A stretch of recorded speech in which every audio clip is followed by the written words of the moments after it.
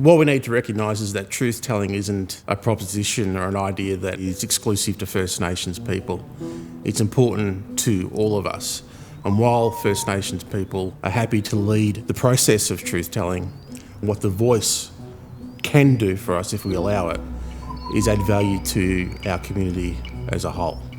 There's opposition to the voice and constitutional recognition on both sides of the political spectrum, and that has led to a very fiery and heated debate that has gone to another level and actually become toxic. The stakes of this referendum for First Nations people are high. There are a range of things that need to be addressed in this country, and perhaps the voice to Parliament is the window through which we do that. My name is Daniel James. I'm a Yorta Yorta man, a writer and broadcaster and contributor to the Saturday paper. And this is why truth-telling matters. We, gathered at the 2017 National Constitutional Convention, coming from all points of the southern sky, make this statement from the heart. The Uluru Statement came out of a national convention in 2017, which wanted to recognise First Nations people in the Constitution through a voice to Parliament and recognise our sovereignty and record past wrongs committed under the guise of colonialism. The Statement from the Heart carries along with it 3 points. That's truth, voice and treaty. The statement calls for the establishment of a voice to Parliament through constitutional recognition that would allow people from across the nation to speak to government about issues that are affecting them and them only. It's not about things like foreign policy or anything like that. It is about talking to power about issues that affect First Nations people. There is also a treaty element to the Uluru Statement. The Commonwealth of Australia is the only country in the Commonwealth and in the world that doesn't have a First Nations treaty with its original inhabitants. And so the Uluru Statement looks to correcting that. And of course, the statement talks about truth-telling. And we live in a time when truth-telling has never been more important, especially when it comes to improving outcomes for First Nations people. The question being put to the Australian people will be to change the Constitution to recognise First Nations people through a voice to Parliament. There shall be a body to be called the... It'll be a binary choice. It's a yes or no question. Do you want First Nations people to be recognised in the Constitution through a voice to Parliament? It's as simple as that. So that means that the Parliament itself will have to introduce legislation to determine what the voice looks like and what its powers are. But the voice won't have any powers outside the remit of policy, programs and agendas that affect First Nations people. Having a voice in the Constitution that speaks truth to power in real time means that we won't be retrofitting previous laws or policies to improve outcomes for First Nations people. The voice hopefully enables the Parliament to get that right from the get-go. The main benefit of having the voice enshrined in the Constitution is that unlike past models like ATSIC, it can't be torn up by the government of the day. It has to be taken to another referendum if you want to remove it. There are 2 main campaigns that are arguing against the establishment of a voice within the Constitution. The first, and probably the most prominent, is the Conservative campaign for a no vote. The Prime Minister refuses to provide even the most basic of detail on the voice model. That's why I will be voting no. That campaign has been based around the lack of detail around the voice, that there isn't enough information about what it will and what it won't do, forgetting the fact that it will be the Parliament itself that determines what the voice will actually do and its powers. The debate in the Conservative No campaign has gradually become more hysterical. There are calls that the voice will re-racialise Australia, that the voice will be a form of apartheid within Australia, and that the voice will introduce race to the Constitution for the first time.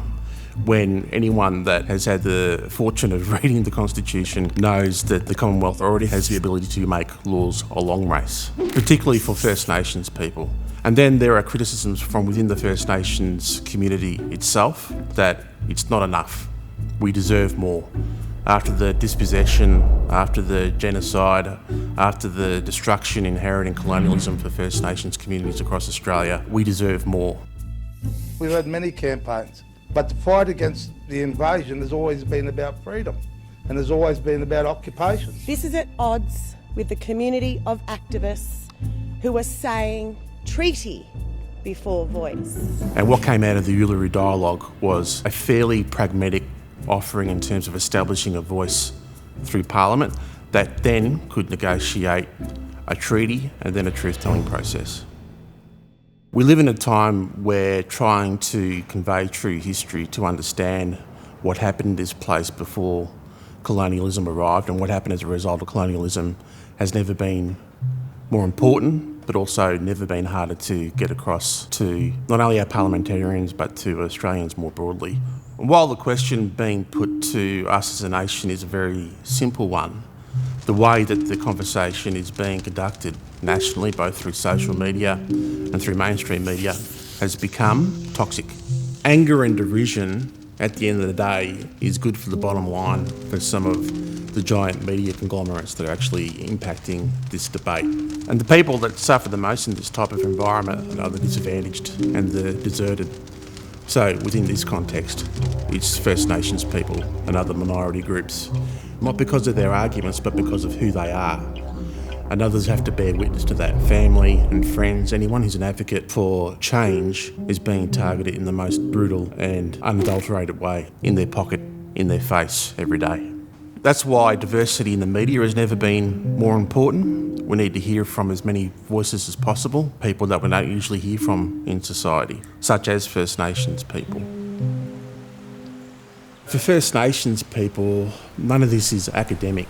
As I sit here and speak to you, Aboriginal people are imprisoned at 12 times the rate of non-Aboriginal people. And that rate has been continually going up. It's fair to say that First Nations people are the most incarcerated people on earth. We had a Royal Commission into Aboriginal deaths in custody some 30 odd years ago. Since that final report was handed down, there have been over 500 Aboriginal men, women and children that have died in custody.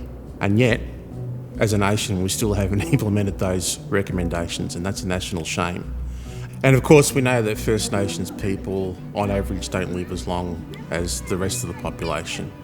And that impacts us in the obvious way. Of course, it means that we're in a constant state of mourning and loss. But it also means that we don't have people that reach the status of becoming an elder, to be able to have a lived experience and to pass that down through our oral traditions to the younger generations. And that's not something that just erodes First Nations people, that's something that erodes the community as a whole, because that is precious knowledge and precious insight lost to us all.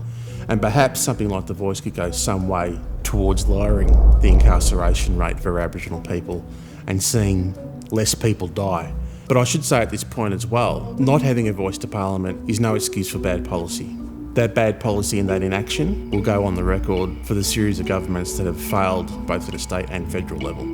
And The Voice won't actually only be a voice to Parliament, it'll become part of the national debate, the national discussion in real time. If the referendum doesn't succeed, my fear is that that will set us back not only dozens of years, but perhaps a generation or two.